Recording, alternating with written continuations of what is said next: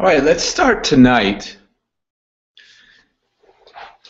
This is going to be about what is TMR, because a lot of times TMR is seen as this very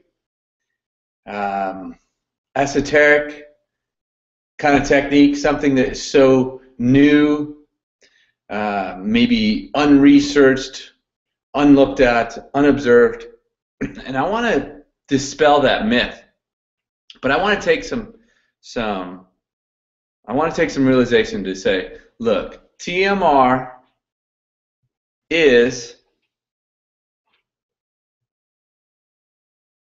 the scientific method. But before I get on camera, let's just take a look at a couple definitions, and let's start looking at things that we may have termed to be things that we just say, oh, we know about that. But this is the Vision 2020 for the physical therapy practice, and here's what it says about evidence-based practice. Evidence-based practice is access to and application and integration of evidence to guide clinical decision-making to provide best practice for the patient-client. Evidence-based practice includes the integration of best available research, clinical expertise, and patient-client values and circumstances related to the patient-client management. Notice it says best available research. It's got three things. A lot of times people just think of it as the research part of it. It's got three things. Clinical expertise, hugely vital. So that's practice-based evidence. And then patient-client values, maybe more like patient satisfaction, patient goals. And it says practice management and healthcare policy decision-making. Aims of, this is what I feel is the most vital. Aims of evidence-based practice include enhancing patient-client management. Now there's enhancing. What does the word enhancing mean? Improving upon. In order to improve upon, we have to have systems in place. We have to compare things. And it says, and reducing unwarranted variation in the provision of physical therapy services, which let's reduce unwarranted things that just aren't necessary and needed and basically are a waste of time, perhaps, in the recovery of health. Let's go down a little bit. Let's look up these two words, evidence and research. I don't know how many times I have students, they get out of school and they say, you know what, I can't use any of your stuff, Tom, because I don't have research to back up the validity of it.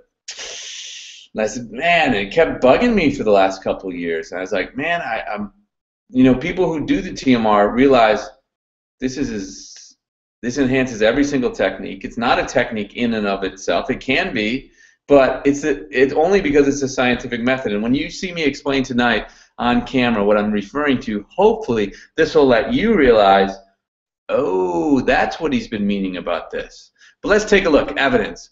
That which tends to prove or disprove something. It's a grounds for belief or proof. All right? So in order to prove something, we've got to do things or disprove something. And then it said research.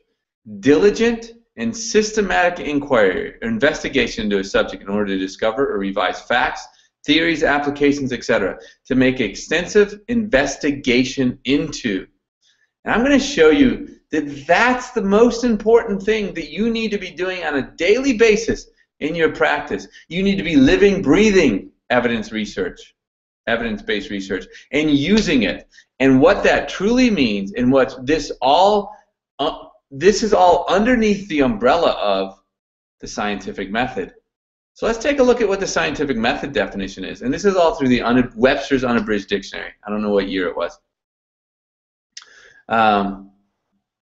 But here it is.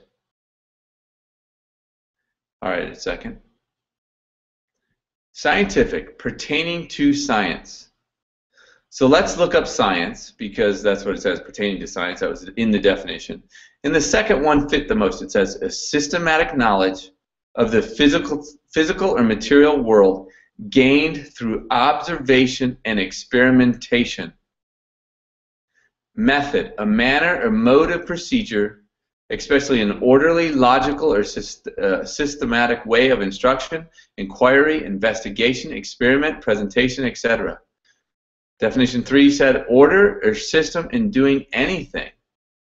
Number 4 says orderly or systematic arrangement. Interesting. What's this have to do with what we're talking about? Let me go back to the lesson here. And let me just get off one of these toolboxes here, and I'll be in front of the camera in a matter of seconds.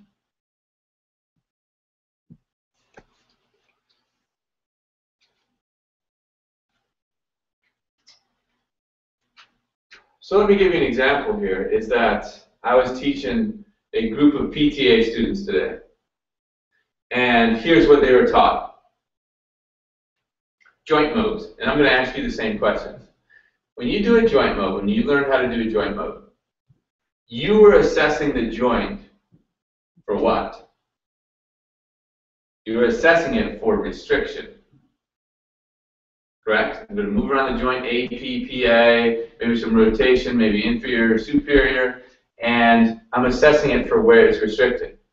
And then I ask you this. So once you found that information out, what was the recipe you were given to treat like?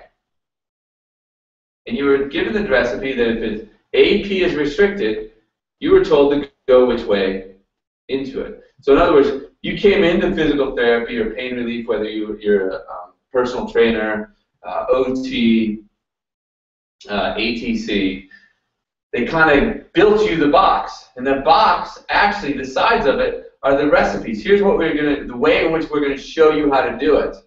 And they showed you one way, but they didn't show you what was behind how it was discovered. They just gave you one way. Somebody forgot to tell them to then say, okay, now let's explore. Scientific method, we have to compare. We have to observe. We have to experiment. And so, if you do an AP mode into restriction, you're going to get a result. Hopefully, you'll take a pre-test.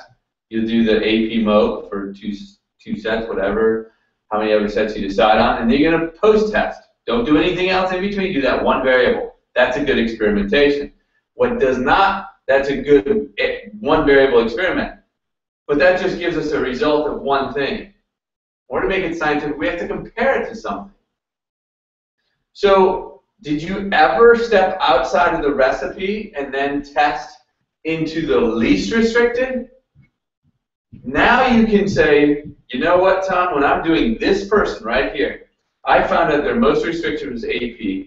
Their least restricted was superior glide. When I did the most restricted direction into restriction, it improved about 20%. But when I did 2 sets, when I then did the least restricted, the one where it moved the easiest, it improved 80% very quickly. Now, I'm not saying that's the way it's always going to work, like it's always going to be the easier side that improves. What I'm trying to get to you is that's what we did with TMR. That's where I came from. I came from initially doing direct therapy, and then I took some strain counter strain. I was doing indirect. I took some mild fast release doing indirect, strain counter cranial sacral. I then took manipulation, mulligan. So I was always mixed in between direct and indirect. So that wasn't any very big deal to me. What I found out when I got out is how big of a deal that it's so foreign to go into something besides the recipe that was built for you. So when people say, hey, let's think outside the box is the recipe that you were given, and you weren't given how the recipe came about. You just take it for granted. That's where when they say we got blinders on. And so now what I'm going to share with you tonight is how did the recipe get built, okay? What is the formula for that so that you can create your own recipes, so you can create your own conditions, and guess what? You're then going to discover that total motion release is getting you to reapply the scientific method the way it's truly and accurately should be done. I've taught over 3,000 people, and not a single student has been applying the scientific method correctly. Because if you had, total motion release wouldn't have looked odd or foreign or unfamiliar to you. You'd have been like, oh yeah, he's just experimenting, look what he found out. And that's what you need to take to your patients so that they don't say, oh my gosh, what is he? This is magic. right? It's kind of cool to have that admiration and that acknowledgement. But the truth of the matter is we need to make it look not like magic. We need to make it look, wow, that's familiar. That makes all the sense in the world. It's when it makes sense that it's not going to be a big jump for people. Like, why aren't you working on that side? Why aren't you working here? Because what I'm going to say to you, you can give them back working on the bad side. It helps more than the other one. But what I want you to give to your patients is the process of the scientific method, which is to do a pre-test, a treatment, a post-test, and then compare it to something else. Is that fair? So let's take that with the joint movement. So today, this morning, I was teaching some PTAs, and I said, look, let's just say this is restricted. And let me just back up for a second, because some of you are joint movers. Some of you are mild fast release people. Some of you are tender point touchers, strain, counter strain, positional release. Some of you do exercise. Some of you energy work. What I want you to understand is that if you have a tight muscle or a weak muscle or a tender point in your muscle or a mechanical twist of a joint that's now affecting that muscle, would you all agree that now, if you were to test motion somewhere in the body, you would see an asymmetry? You need to realize that first, is that asymmetries, that anything that we do in the health profession with pain, or typically has a tightness. And when tightness is there, it has a range of motion problem. All right? Everything that has a problem in typically mobility and function is going to have a motion difference left side versus right side. That doesn't mean range of motion. It could be the quality, the speed in which you're getting there is not as good. You could have then the sensation that you feel, which is the pain or the tightness. And then the range of motion incorporates all three of those. So let's take, if I couldn't lift my arm up very well like this, if you were to do a joint move, you'd probably find that I was restricted PA-wise. Most restricted, all right? Because again, I'm trying to get into this motion, right? I might be saying this wrong. And this way would be allowing me to do PA mode, all right? Inferior, superior, superior, inferior. So the glides are there. Now let's open this up. So maybe he had a tight pec, right? And the way that pec is pulling, it's not letting him come up. Maybe he's a stuck rhomboid, not letting him come up. Now I say to you this. Let's take a look. We find out that we decide we're going to do motion. Why motion? Everybody can do motion. We don't need to confuse them with mechanically assessing the spine or doing mild fast release of tender points. We're trying to give this to our patients. All right? So with that idea, let me step back for 1 second more, is that a patient once asked me, Tom, how good are you at fixing patients? And I, puffed up my chest, and I said, I take a ton of continuing ed courses. I'm probably in the top 10% around the country. Right? Yada, yada, yada, yada. Then he said, Tom, how good are your patients at fixing themselves? And he had me. I've been a teacher all my life, right? And there I was, and I recognized for the first time, there's two different playing fields. One, you're fixing, quote, trying to fix the patient. The other one is the patient is trying to fix themselves. Which one's more valuable? Well, I ask you this. If in 2 hours from now you're a manual therapist and that person's pain comes back, what are they going to do? Some of you may say, well, I showed them a little something to do. Maybe it'll work, maybe it won't. But can they do exactly what you just did in treatment to treat themselves 2 hours later? Or do they need to come back to you, pay another $40, spend another hour with you to get relief? And do they have to do that every 2 hours if it comes back? A little thought process there. Right? Now, I'm not invalidating this baseball field either. Not any way, shape, or form.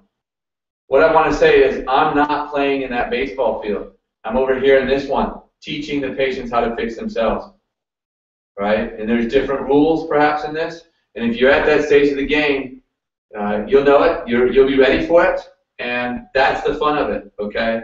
Because whew, you're going to hit different obstacles. You're going to need different skill sets. But anyway, let's get back to this. I can't lift up like this. I find out my AP is restricted. Your text box approach, textbook approach has been, hey, let's do the AP mode, or let's do some more of these, maybe some walking it up, maybe get a TheraBand, don't go quite so high, and treat it. We should do 3 sets, 10 to 15 reps, then retest it. Did it get better?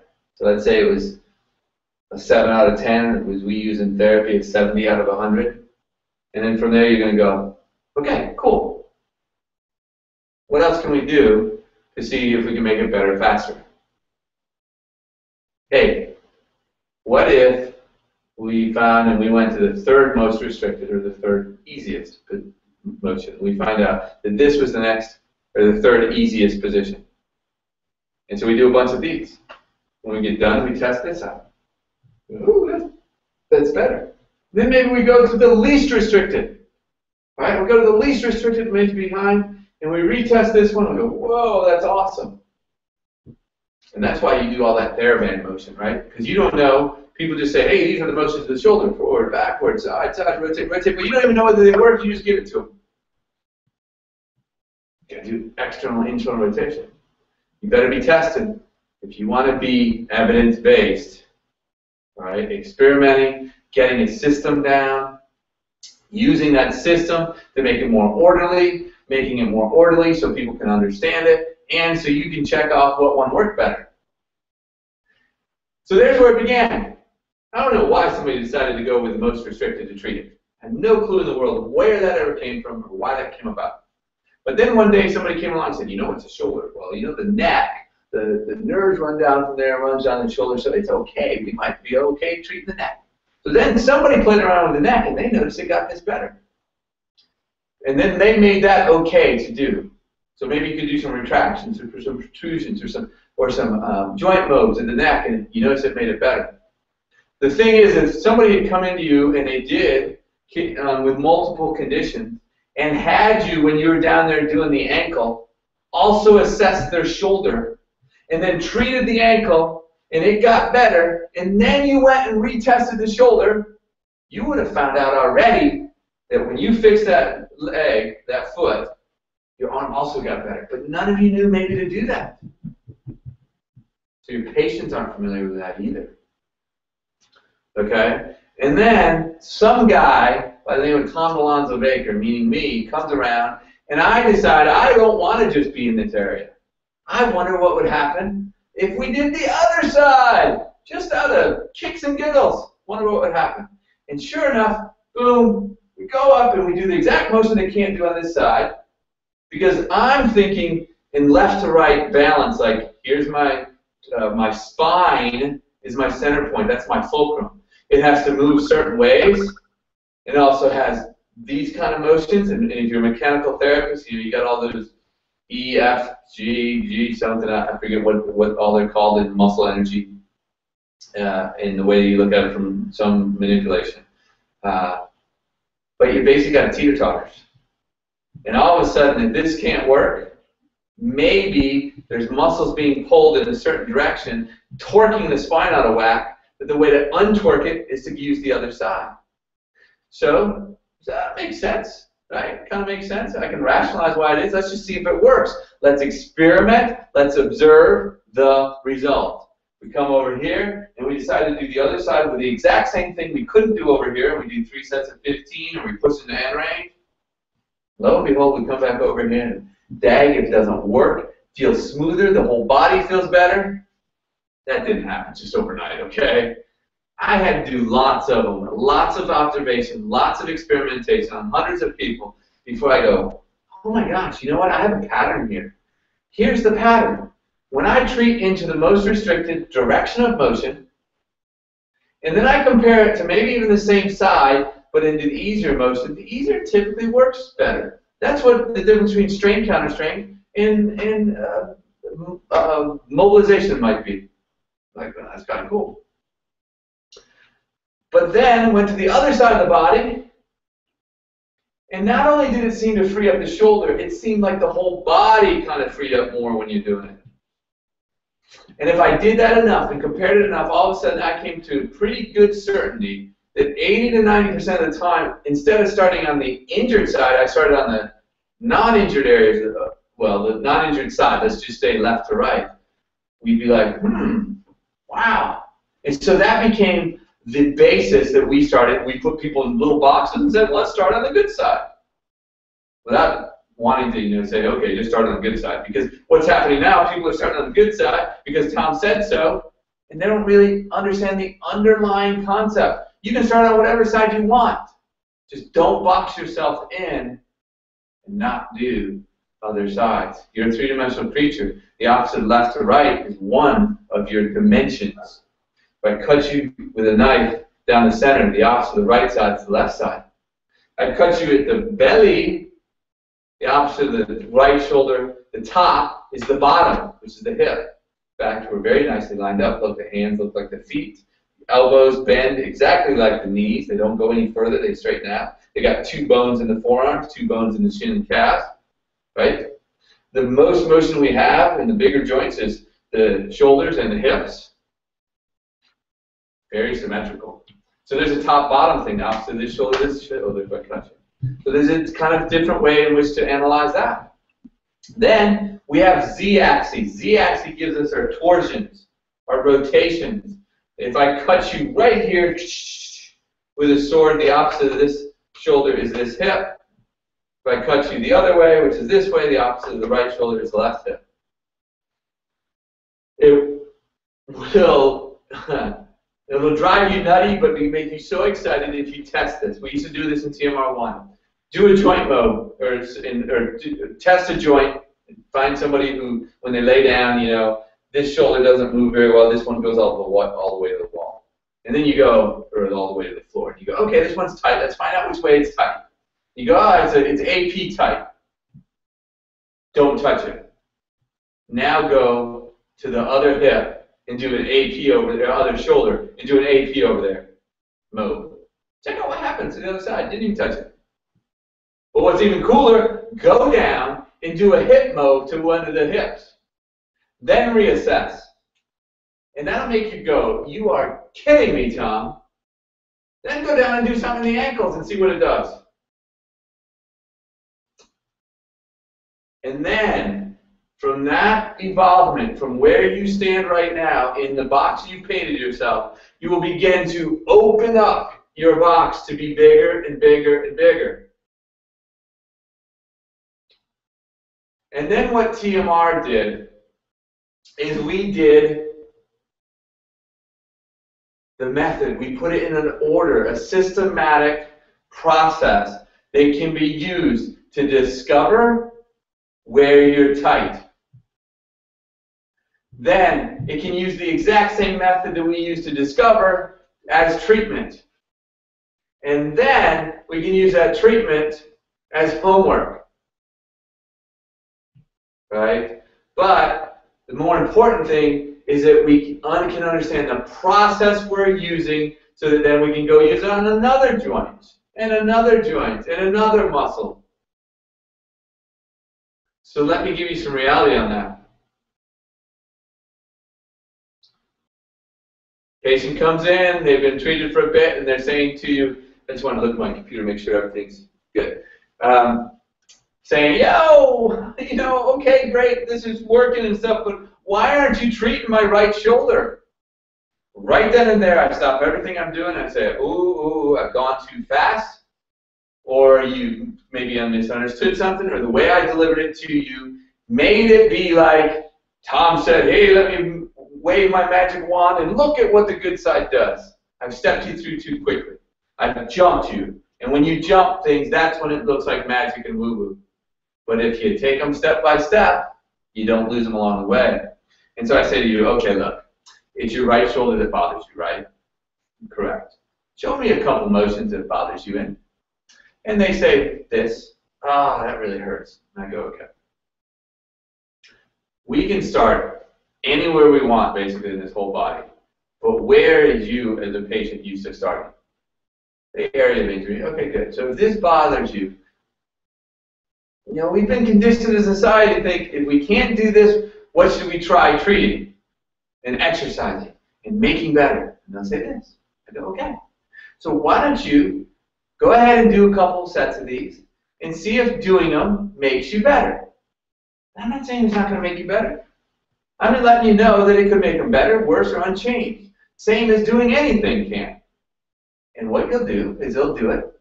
They go, okay, Tom, and they do 2-3 sets, and you go, now retest it. Rest for a minute, get it back to kind of normal, and retest. And they might go, yeah, Tom, that's worse, or the same. Maybe they'll say a little bit better. You go, okay, now, why don't we test some motions on that side that are easier to do? And we do it over there, and they find what's easier. And we do a couple sets of that, right? And then we retest this one. They go, hey, that's crazy. And they'll have a cognition, maybe. And they'll say, wait a second. You're telling me, ignore what bugs me and do what I like to do, at least in the area of, and then it'll improve? And they'll sit there like this and go, really? I go, did it just do it? Yeah, it did. Well, hey. So which one would you rather do now? And they go, well, doing this one was painful doing it. This one was simple, it's easy, no pain. But I've been told no pain, no gain. And I say, all right, well, look, you are connected to the spine, and that's where things pull from, and when that's messed up, your whole body gets messed up. So can I have you try something? I said, sure. I say, now let's go over here and do some motion and see what a couple sets over there does to this. All right, that's fair. And then all of a sudden they say, yeah, well, can we go over here and do another direction of motion and see what it does? I said, heck yeah. And I go, okay, now I'm going to give you, now you did that, you find out, now I'm going to tell you, you can't use your shoulder to fix your shoulder. Can't use anything, can't use your upper extremities to fix your shoulder, and I bet you money you can still fix it. And they'll look at me funny, and I go, what? Go ahead, what else do you have?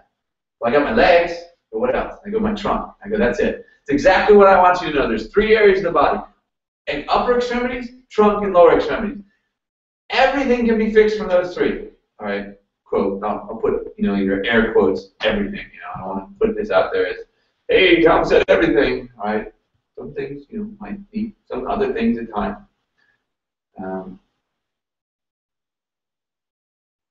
So they go, well, Tom, this is fun. Let me find something that's restricted. And my shoulder, oh, that one's restricted. So should I do this restricted one and see what it does to this shoulder?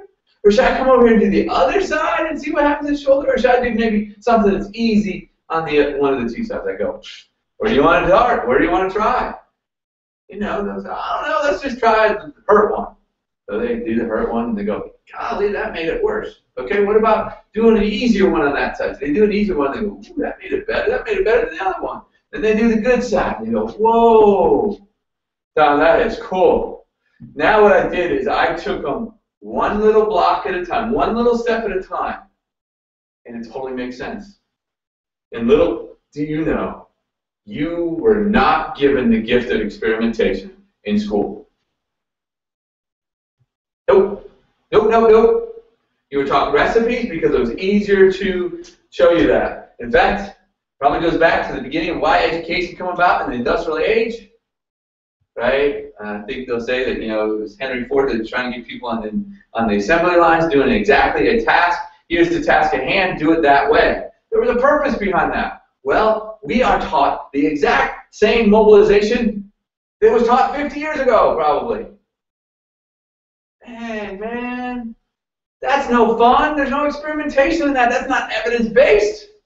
That's recipe-based. In fact, you will begin to see that a research paper takes one little variable, takes it right down to a certain level, and then we, for some reason, take that information and we extract it and we put it to something that doesn't even go with it. So, for example, lifting. Again, I'm not good on the names of the experiment that actually happened with this, but they went and they checked to see depending on the angle of the spine, how much pressure there was on the disc at L4, L5, S1. And they found out that when you have equal weight on both sides and you lift with your back straight, it has the least amount of pressure. And then somebody extrapolated that information and said, we need to lift exactly like that. And it became a rule in physical therapy and pain management. And even how to squat. Right? And what it said, and what they were saying is, hey, doesn't that make sense? All right, if I'm more straight up and down, and heck, there's less forces, then I'm tilted a little bit. Doesn't mean it's necessarily a good or a bad thing. What we really need to know about, was it comfortable or uncomfortable? Is it more comfortable when we go down equally, or when we do offset a foot? We already did this in life skills. I'm not going to get into the angle, but when you do that, you're going to begin seeing that you were created a box that you stepped into, and you've been there for years.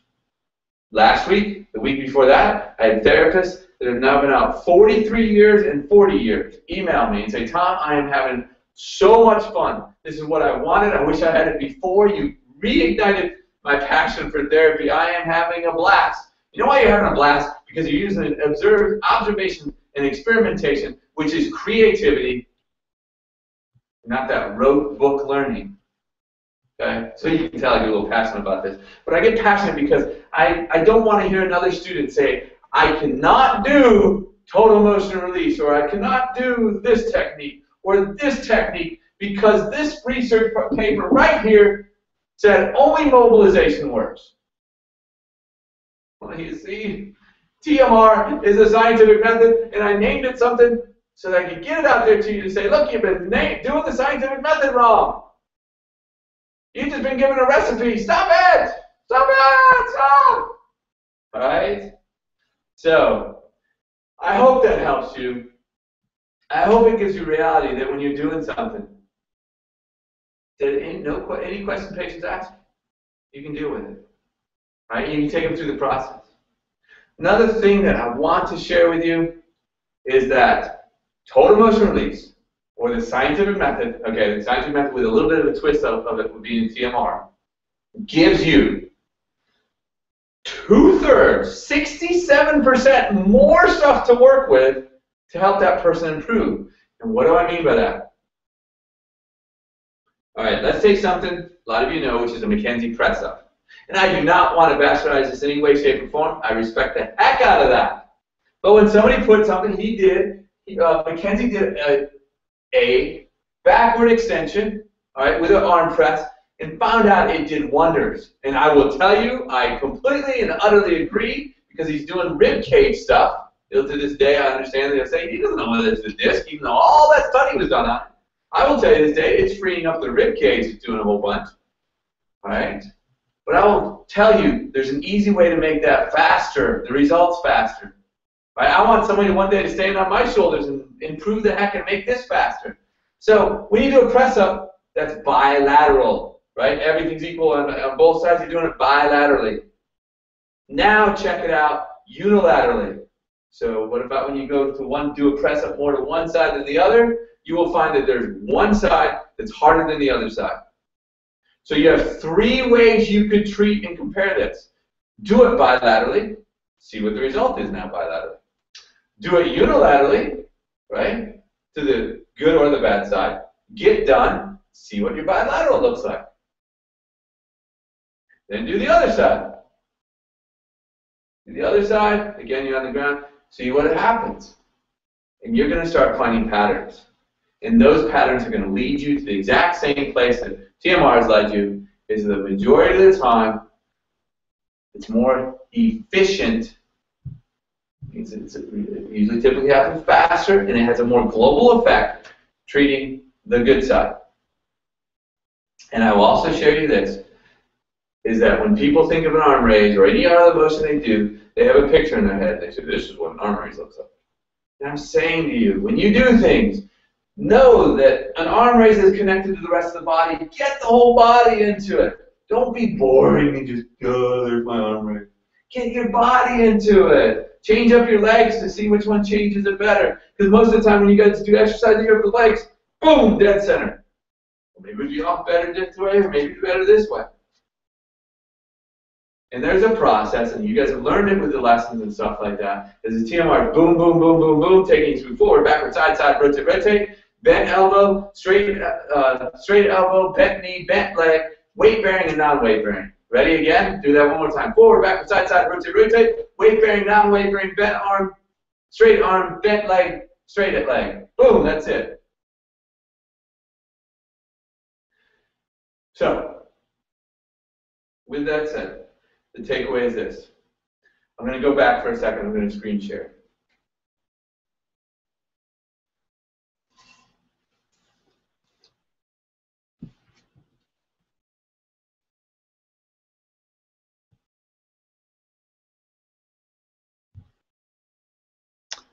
Here we have it. Let's go back up. Let's end where we began. Evidence-based practice is to assess, well, let's just get down to the middle part. Evidence-based practice includes the integration of best available research. What in the world is best available research? All right? Remember, research is diligent and systematic inquiry or investigation into a subject in order to discover or revise facts, theories, applications, etc. Well, dag it all. Ooh, I spelled research all sorts of funky there. Did I? Research. No? I guess, okay. Forget it. So, here it is, best available research. Well, dag it all, use research every single day. Okay? Diligent and systematic inquiry or investigation into a subject in order to discover or devise facts, theories, applications, etc. To discover or revise. It doesn't say to do the same dag thing you've done for the last 50 years. All right? And then it says, aims of evidence-based practice include enhancing patient-client management and reducing unwarranted variations in the provisions of physical therapy. Unwarranted variations. Oh my gosh. I gotta get on the soapbox for a little bit here. Unwarranted variations. So you're going to see the fight happening. No, mobilizations have to be done this way. They say they can point back there, and it says on the evidence base we want unwarranted variations. What it's really trying to get to is, look, we want the box to stop being so dang small. Because that's unwarranted. Everybody doesn't follow along those lines. Okay, that's what's going to enhance pain management. That's what's going to enhance what we do. Recognize where you are, because you're in somewhat of a state of confusion because you can't see other things. Now TMR, or the scientific method, lets you look out and have a process and a systematic order in which to discover and experiment.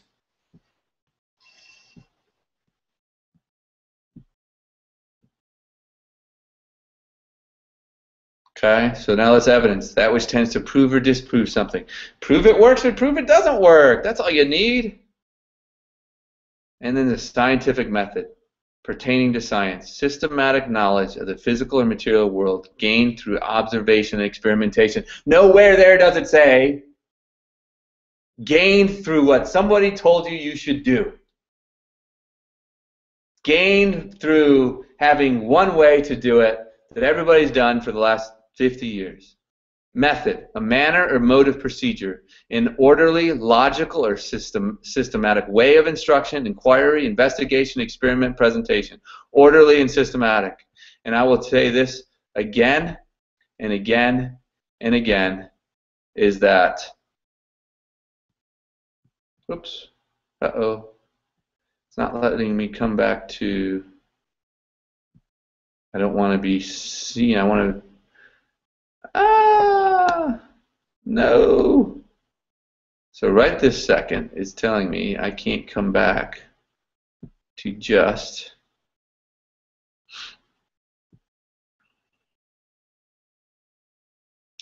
trying to get back here, guys.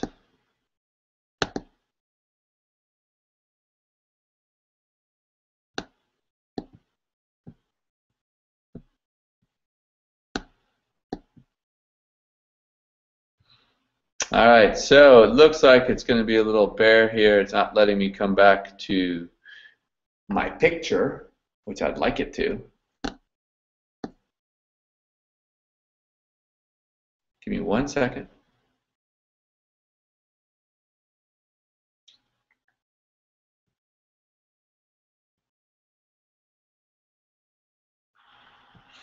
So anyways, I'm going to have to end off on this because it doesn't want me to go back and I guess get up on my soapbox a little bit more. I hope you've enjoyed it, but the last thing I was going to basically say is, you see, your technique that you're currently using, most likely, or the way in which you're going through your day-to-day thing, doesn't have too much of an order to it. In other words, you're treating every single patient differently. If I were to come and watch you one day from the next, one patient to the next, your process and your order and your manner and mode of proceeding to treat people is different. And you may say, well, you know, I'm an esoteric therapist, I use what the patient needs. And the truth of the matter is you don't have much of a method. All right? We have enough information out there. What we need is things to allow us to apply things and test those for our own selves and make them true or not true for ourselves and our patients. So best of luck to all you guys. I hope that helps. Please let me know, and we will see you next time for Lesson 14.